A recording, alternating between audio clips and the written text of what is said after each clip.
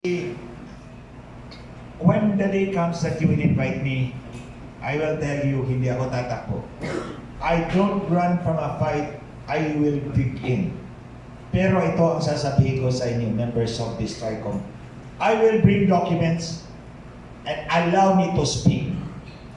Because even if that is the inconvenient truth, that is the truth.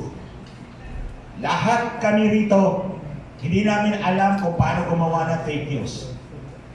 We only tell what's the truth, even if it is inconvenient to those who are in power.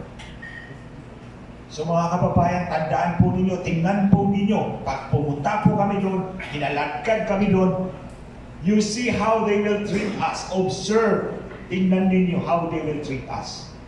How they will disrespect us. How they will remove our dignity. Kasi kung gagawin nila yan sa amin, gagawin din nila yan sa inyong lahat, 120 million Filipinos.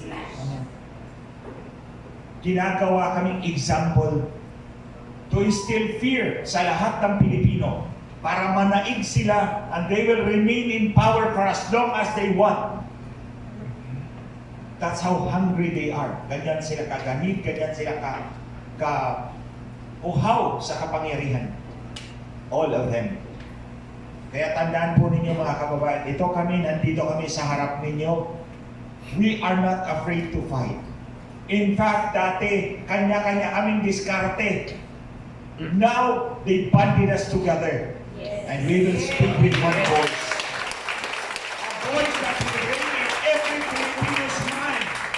We will fight and we will win.